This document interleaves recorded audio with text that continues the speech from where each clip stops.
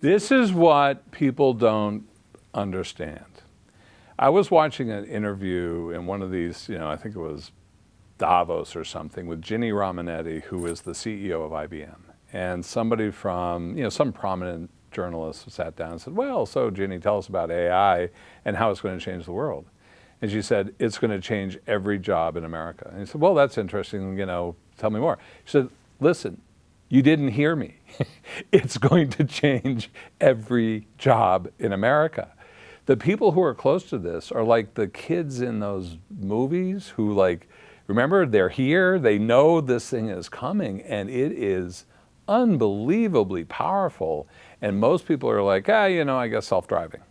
You know what I mean? They don't understand the fundamental impact, positive impact, frankly, when it comes to digital marketing and the accessibility and leverageability of data, just like you outlined with the Google example. But it's going to revolutionize everything. It's going to make the internet, which dealers have been, tooling up on for 15 years, look like just the opening act. It's going to be a fundamental shift in our business.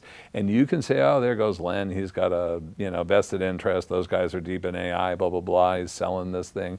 I'm telling you, it's coming. This is going to change everything. The ability for AI to recognize, for instance, one of the things that we deal with is dealers are spending a lot of money on digital. And we started this. We built these standard implementations into Google Analytics, and then we shared that with various providers, and they built businesses on that. Let's analyze your traffic, let's see if it's engaging, and so on. But really, if you think of it, consumers move through 30, 40 days online in their active shopping period. Google says they do something like 140 key actions, make 84 searches. And what we know about Google, what Google knows, is that they serve primarily navigation. Hey, I want to get to this website or this place, I enter that. That's great. It's a very powerful tool and we all use it. They serve discovery. Hey, I'm thinking about that new Ford Raptor. What does it look like? So that discovery thing. And then information. Hey, what's the difference between the Raptor and the aluminum bed and the Silverado with the steel bed? That kind of stuff. But what Google will tell you is right up to purchase. 10 days from purchase, they're still looking at 10 nameplates. People are all over the place and they're doing tons of stuff. And so if you think you can target them at any one of those stages effectively, you can deliver people at any one of those stages, and you can use data and targeting technologies to try to figure out, hey, is this a likely buyer and so on. But when you look at all of those clicks and whether it has an impact on sale, it's amazingly flat, because you're buying, as somebody's weaving through, should it be a minivan or a 911, should it be a Taurus or a Bentley, they're all over the place. What I learned in Detroit back in the 80s was, back in the direct mail days, we were, people would, we'd run all this advertising and get, the new Sebring, and people would pick up the phone and call for a brochure. But the problem was, by the time we could get a brochure to them, they were already driving the car. They were in that 72-hour buy window. So they consider a car for a long time, sometimes years, then they get into this active online phase. But then there's this window when they know what they're going to buy, and now they're looking at where they're going to buy it. And so what you need to do is be able to not only look at your engagement rates, but make sure you're engaging people at that stage. Because like a basketball game, you can score a basket to basket for 4 quarters, right? But, they all seem to come down to the last basket to me, right? And it's the guy who's makes the last basket who wins. So you could be delivering this customer on, Toyota dealers in my area and, the new Camry, and they go in and do these deep visits, especially when they're first looking at the Camry. They're looking at all the photos. But they're miles away from actually buying a Camry. And so what you need to do is figure out, how do I get them when they know they're buying a Camry, I'm in stock and available, and 5 other guys are in stock and available. How do I siphon that buyer at that moment into my dealership and my shopping experience? Because if he's on my site shopping my inventory at that moment, then he's much more likely to choose my store to visit and buy from, right? It's like having your gas station on the right side of the road. When the gas light's blinking, right? What are you going to do? You know, it's more convenient to go this way, and there's gas both sides of the road, right? It's all the same price, right? So which one are you going to go to? So what dealers are just starting to figure out is how to target that, what we call influence moment. Like, I can advertise 1,000,000 times to you. I could go broke chasing you as you go through all of these things, right? But what I need to do is point my money at the point where I have the greatest influence to actually drive my sale, drive the transaction. And that's what AI is scary good at doing, right? This has been one of the things. Dealers have been forced to become digital marketers, and it's become a business in and of itself. And that's why they're here at this event. Like, I got to figure this out. But what dealers are good at is being dealers. They've got great instruments. I sat on a plane with a major dealer. I just happened to sit next to him on the way out here. We had a great chat about all of this stuff. Okay, he's one of the power players in the country, right? Dealers need to get back to managing their business, managing their turn rates, managing their inventory levels, managing the sell down rate, and their cost of sales that goes against that, and therefore their gross and net margins, right? So what we find is dealers spend, when they try to do that, the industry has been all about the price elasticity of demand. Let me drop the price, see if I'll sell more. But the problem is it doesn't drive elasticity of demand. So when you look at it, dealers are hitting that price button. They're looking at other deals. What this guy was saying to me is, like, I look at the other guys and I drop price. Then they look at me and they drop price, and then we look at them and so we're at this race to the bottom, but the market actually will support more. And when you drop price, you're not actually delivering additional demand. All you're doing is shifting in-store behaviors from a fresh unit to an old unit, and then the fresh unit is starving and it becomes an old unit, right? So this is a treadmill that dealers are on. They need better tools, and what they've never had is the ability to flex and manage demand to the specific units they have to sell.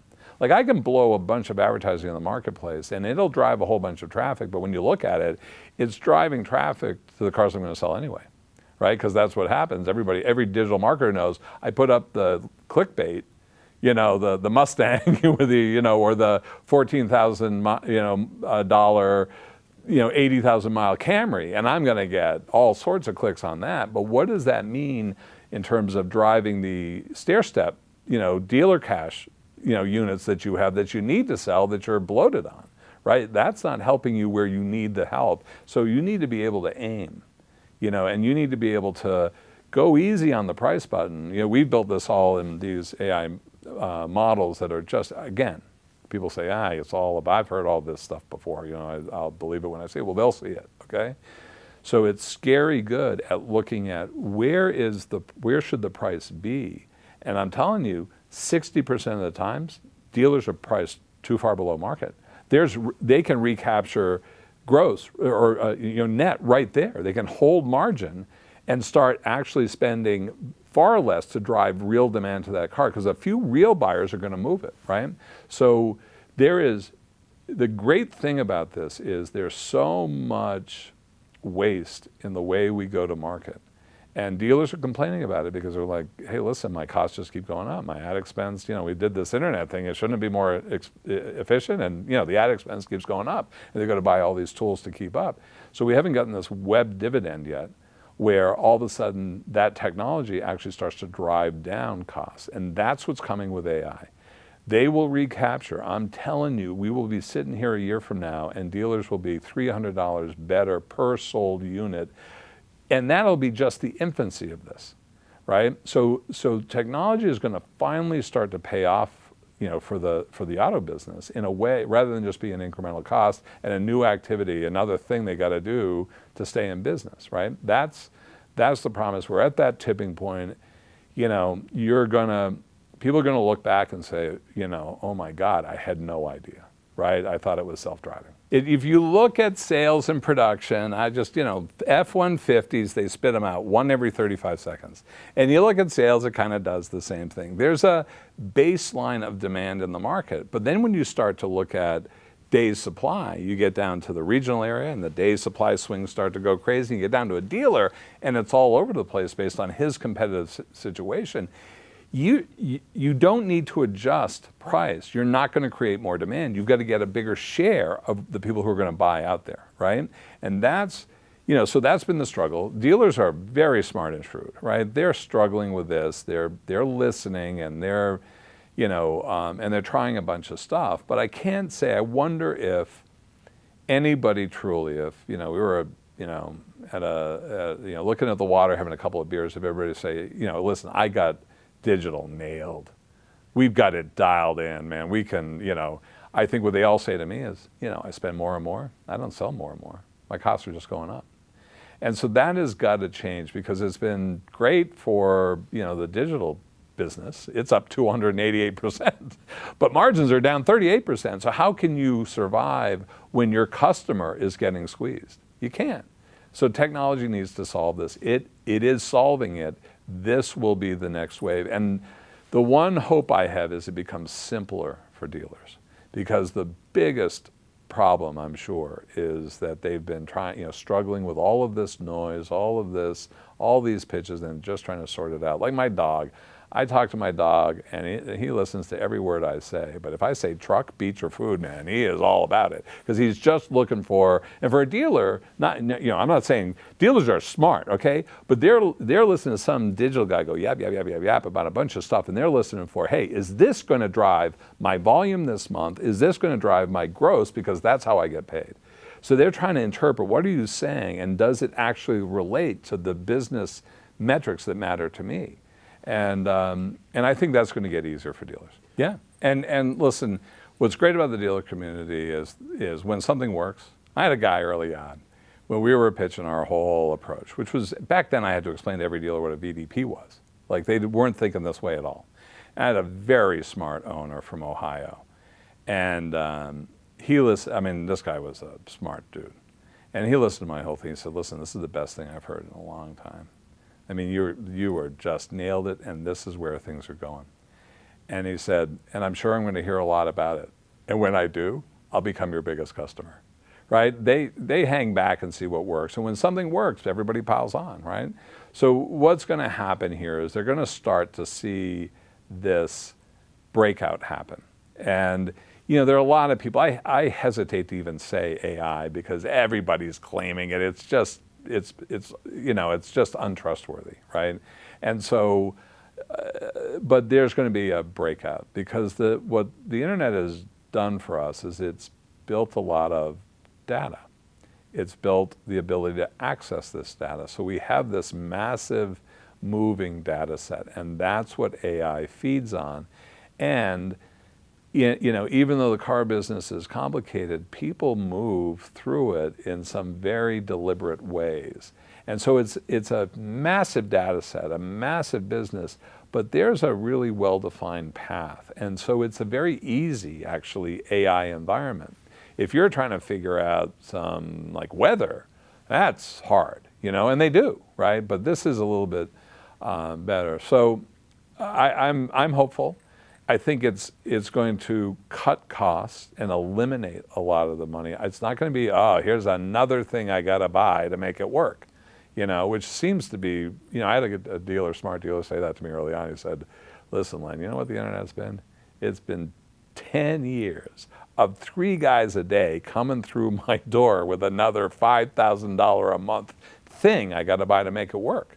It's just been this onslaught of trying to figure it out. And so I think we're going to tip and go the other way. I think efficiencies are going to be gained here, and it's going to make it easier for a dealer to go back to managing the car business rather than worrying about, digital vanity metrics, Anyway. People, listen, we were preaching VIN specific, and this year the big news is VIN specific. Like, we were preaching that 8 years ago, right? And people, so it moves, steadily. I think everything accelerates, but I just believe, do the right thing. Stay way ahead in technology. We got lucky. My partner, Rob Busick's a brilliant guy. He was a top player at Microsoft, and they started up one of the biggest things in San Francisco. I met him, and he was tired of all that and wanted to work on cars. He was originally from Canada and Toronto, and some of the early brilliant work that was done on supply chain management AI. Not just AI, but supply chain was done at the University of Toronto. We lucked in. He wanted to move his kids out of San Francisco back to Toronto. I mean, and I don't blame him, right? At that point, San Francisco was not a place, just a place you want to get your kids out of.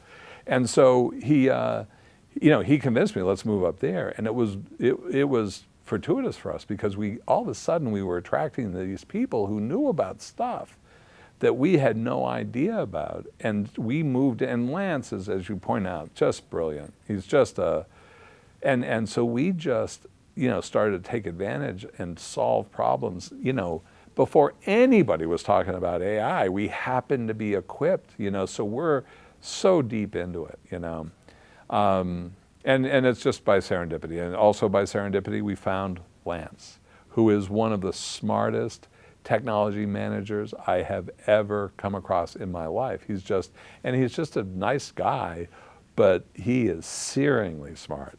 I always say I tease Lance. I say, you got to watch out for those Canadians. They're nice like a fox. And that's Lance, nice like a fox.